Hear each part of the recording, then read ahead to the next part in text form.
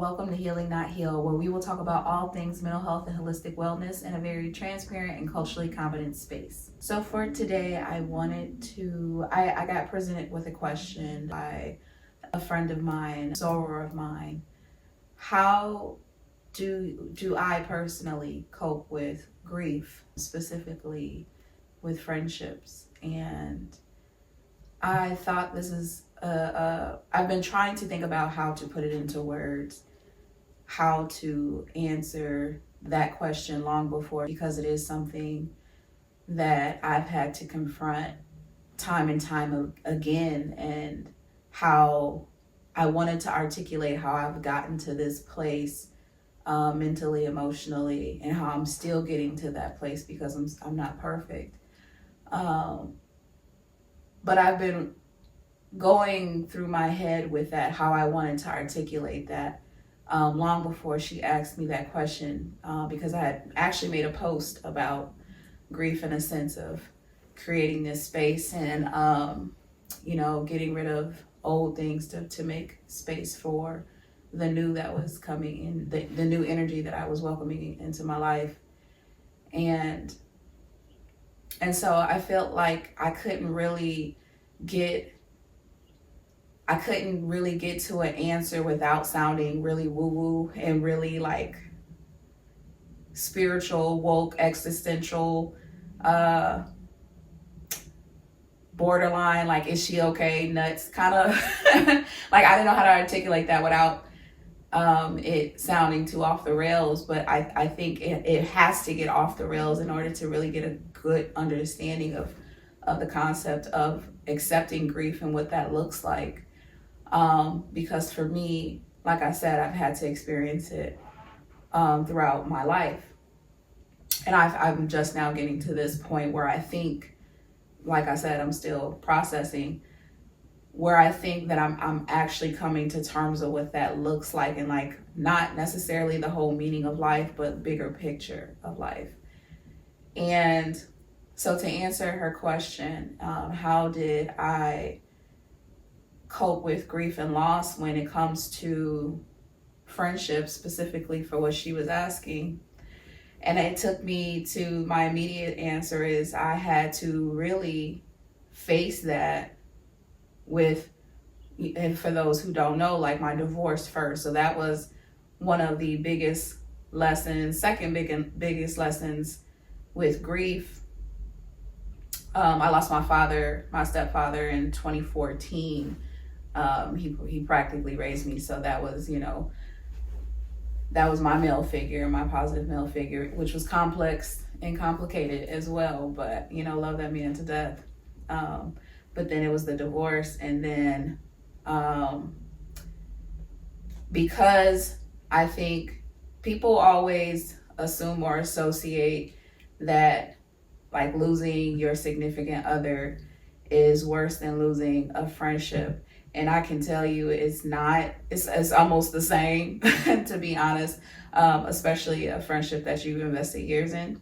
But I will say that second loss, because we know divorce is a thing, right? And we give, again, a lot of weight to divorce and what that means for the woman, what that means for the kids, and, all of that. But when it comes to loss of friendship, we don't put a lot of weight on that because we feel like that's a disposable relationship, and isn't necessarily a necessity. Where when we talk about what community is and what that looks like, it really is, right? Like friendship and community really is a necessity.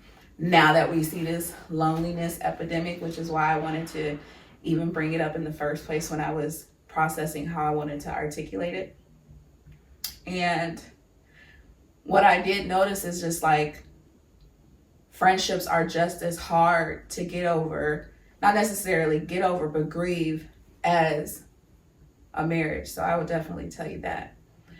And what this existential crisis of buildup of grief, of like experiencing that not only with loved ones, but people that are still walking the earth, is that, I think the divorce actually took me to a very, very dark place. That's for one. And so with that existential crisis I had gone in, I was in therapy started therapy for something else, and then it ended up, being therapy to process that. But one of the things that I did process in therapy at that time, because I was in a very dark place during that divorce, was that, I will say this, I'm okay. But those who have experienced passive suicidal ideations, the one thing that really helped cope and ground me in reality of self-worth and, of continuing the journey, right, is that, if you're really, because what my knowledge, right, because I can intellectualize like a motherfucker. Knowledge will tell you, like, it's not that you don't want to live, it's experiences that feel overwhelming that you want to escape. So I knew that reality.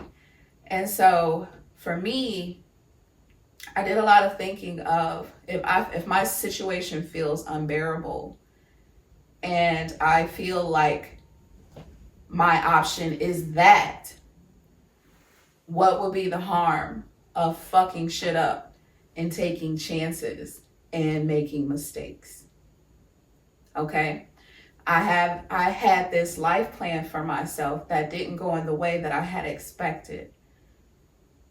But it doesn't mean that I didn't have all these other moving parts of my life and goals that I wanted to accomplish that I didn't necessarily set to the side because of this relationship. And so a lot of the relationship felt safe, and I had to acknowledge that. And so when it was a time for me to step out of my comfort zone, I had to ask myself, yeah, that is an option. However, I could live this life taking hella chances on shit, fucking it all up. Because if I say I don't care and I don't want to be here, then what does it matter anyway? If I take a chance and risk and fuck shit up along the way and just see what happens. And so that's kind of been that journey of embracing life of, it's not that I don't want to be here. It's a matter of I don't like the situation. So if I don't like the situation, I know it's time for me to pivot or to figure out what is the discomfort in that situation that I need to grow and learn from. But it doesn't mean that life's not worth living, right? And so that's how I coped and managed through that level of grief with divorce, in which I have a lot of friends that I've talked to who have also experienced divorce and breakups and things like that, who have disclosed that to me in private as well. So I don't feel alone in it, and that's why I feel comfortable talking about it. And so with that moving part, a lot of it, when it came down to now, you're not hyper focused on a romantic relationship. Now you have to evaluate the support system that you have around you as well. And that was eye-opening, because the level of support that I didn't realize I was lacking when I did need community during that process. And even up until present, I could see where the level of comfort of support was. And so I had to adjust to that as well. And I think that level of grief was the disappointing part, right? Like, not to say I expected to get divorced, but I think that's again a reality. But you don't think about the heaviness of realizing how weak and fragile your support system is when you relied heavily on your romantic relationship. So again, you have very low expectations. I'm gonna just flat out say, very low expectations of people because you didn't need them as much. It exposed how fragile some of my relationships were when I needed additional support and didn't feel like I was getting it. And then values just weren't aligned. I'll say that. It wasn't the place or space that I needed to be in. And that's no shade to anybody. It just wasn't the place and space that I needed to be in to grow and to heal. But when you're feeling lonely, and that's the lesson in some of this too, is when you're feeling lonely, you will embrace company that is available, and be willing to accept things that feel uncomfortable, or don't feel aligned with you. And so what I had to learn navigating friendships from that point, honestly, was I placed expectations on people. Here's the conversation on boundaries that I'm going to give my input on, because I don't think boundaries are a bad thing. And I think that there has to be balance in boundaries. And I know people feel like boundaries are a cop out from having to deal with difficulties within relationships. And I'm going to just say this. If I communicate a boundary, and this is a boundary within itself, if you communicate a boundary, a need, a necessity, a concern, and you do it 1 or 2 times, maybe 3 or 4, again, your frustration tolerance is your own personal journey. So I can't tell you how to regulate your nervous system and say, oh, you are to allow a person more grace. You got to say it at least 5 times. You got to say it at least 3 times. Everybody's frustration tolerance is different. So I will say this for me. If I brought a concern or an issue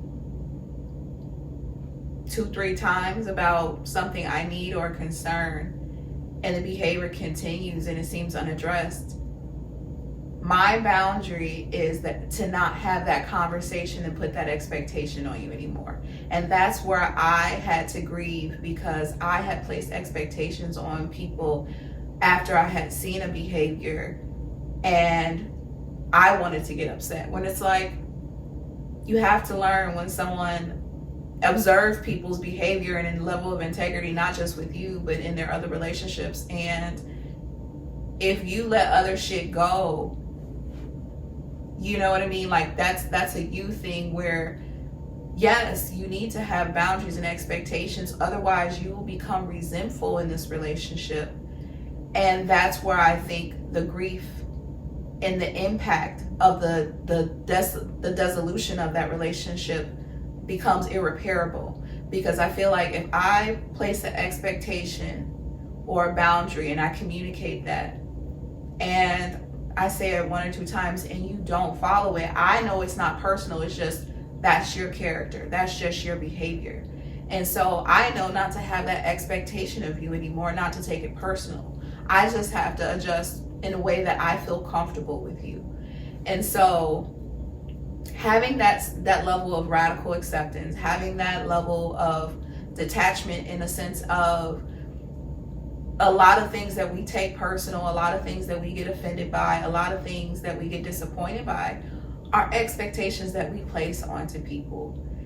And so, like I said, it's something that I had to repetitively bust my head against the wall and learn myself on, that I wanted to show up so much and to people please and to just show how much I care and feel like I have to prove myself. And didn't matter if I was tired, didn't matter if I didn't want to drive, didn't matter if I didn't want to be there.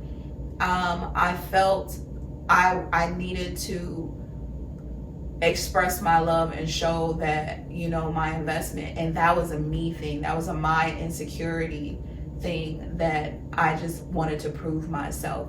And again, when I hit this wall of why not fuck shit up and be yourself and do things the way you want to, I no longer felt the pressure of having to people please and do things in a way that people expected me to.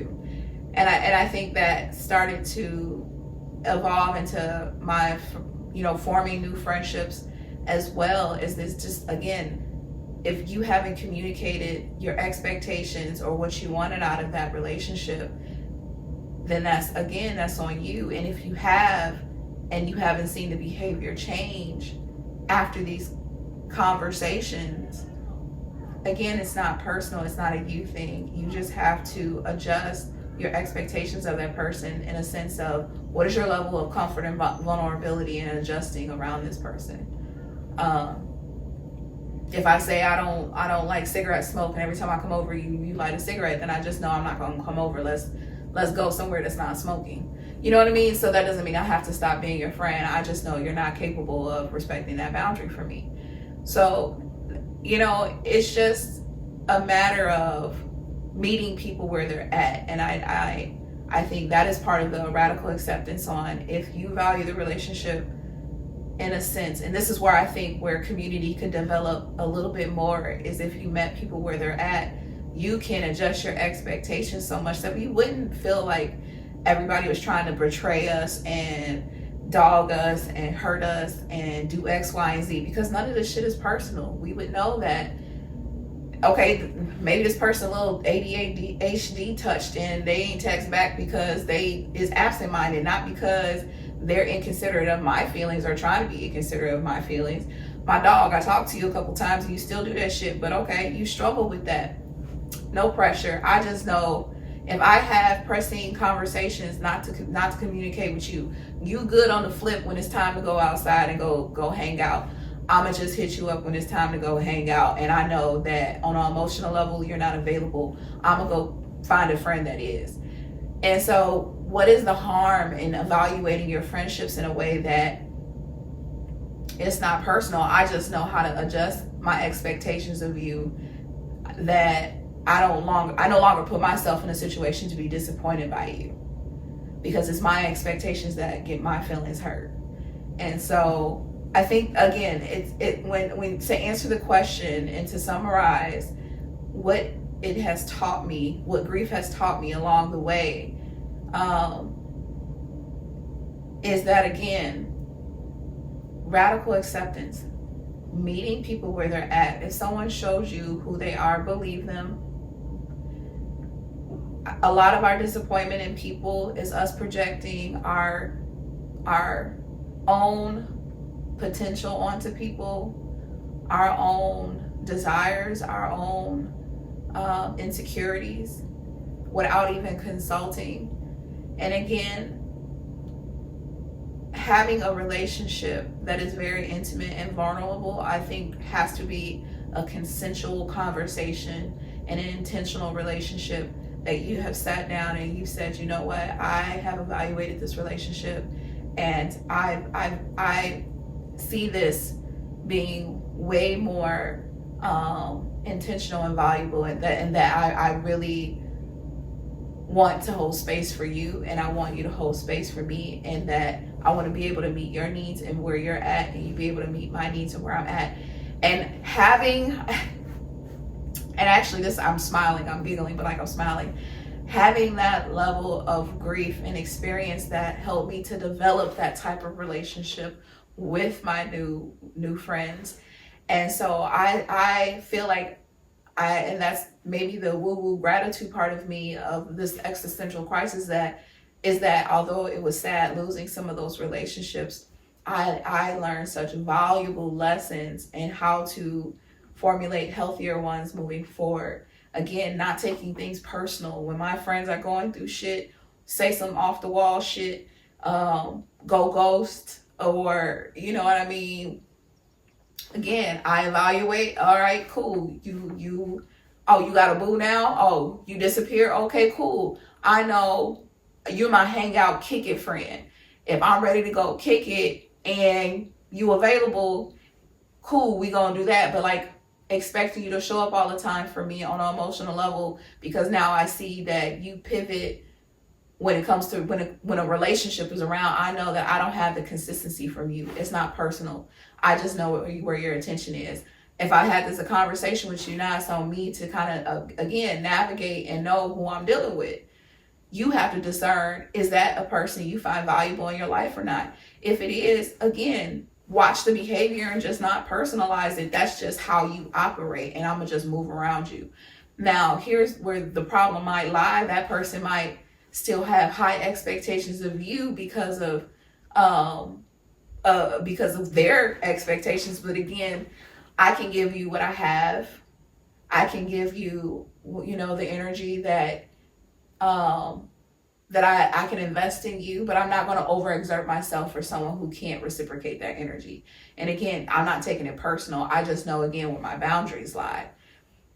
I had to learn all of that by grieving. And so, like I said, although it seemed like a very traumatic experience and so overwhelming and distraught and very distraught, I had such a valuable and supportive support system show up in such a way that communicated very well with me, that I learned and grew how I needed to develop as a person, and still need to continue to develop as a person, because I know for me, forgiveness is hard. And so that's where a lot of conversations get stuck for me. And it's not even a forgiveness like it's forgiveness because when there's lack of awareness, if I see a person can't be introspective to acknowledge their role or part in a situation, or notice how they've impacted and caused pain to me, if I can see that you can't even see that, and like there's a wall or ego or closed ears, again, that's not a conversation that I need to keep revisiting. And so I don't take it personal. I just understand that's where you're at, where you can't take information. And hell, I might even be at that place with that person. Again, I think your frustration tolerance, it evolves, and my extra woo part is that's where I think alignment comes in as well. Because I think the people that get you and understand you, like, oh, she needs a minute, she needs to take a break, I'm gonna come back and she'll, check on her. Again, I think there's subtle things in the universe that alignment will help support, again, when you are struggling interpersonally, because again, we're not all perfect. The right people will adjust and find you. But when it's not aligned, you will definitely see cracks in your sidewalk, and things will fall apart. But again, I think those are all intentional things we need to experience in order to evolve and grow in this life. And I definitely had to experience some of those things in order to understand what I do now, where I just, again, accept people where they're at, love people where they're at, try not to take things personal, grieve if I have to, adjust my expectations if I have to, and just really pour a lot of that energy and investment into myself, into, again, that what is it that I really want to do anyway? Like, what are things that I enjoy? Like, really investing in myself and giving my access. That has been how I have been able to practice detachment, is really just focusing on the life that I want to live, and that I trying to align myself in that goal and that purpose, and meeting people where they're at. Radical acceptance, meet people where they're at, adjust your expectations, self-discovery, focus on yourself, your own desires, your own intrinsic value, explore your purpose, and have fun with it. Fuck shit up. That's how I've been able to process grief. And I don't know if it's right or it's wrong, but it's how I've been able to cope. And like I said, life has been an adventure of lessons where I just feel more gratitude. I feel, again, more aligned in my goals and in my purpose. Actually have more gratitude for those experiences than hate or resentment. And I just continue to just want to grow, and just evolve. And so that isn't to say that things are always perfect and that I'm always cheery and like life is always grand. I still go through the ebbs and flows of life. And I think that I have come to that radical acceptance that is the intentional purpose of life, is to adjust with the ebbs and flows of life, learn the lessons, try not to repeat them, adjust, and have fun with it. Fuck shit up along the way. So if anything, what does that therapist tell you? Fuck shit up along the way, have fun, but be safe and hurt or harm no one along the way. I hope that was helpful. If not, you're sure to leave feedback in the comments, but please make sure to like, share, subscribe. Definitely leave comments in the comment section one way or another. Please remember to watch and tune in for my Sound Healing Sundays on 8 p.m. live, and Healing Not Heal every Thursday. Follow me on Instagram, Facebook, TikTok, Trends, all of the things. And again, thank you, Healing Fam.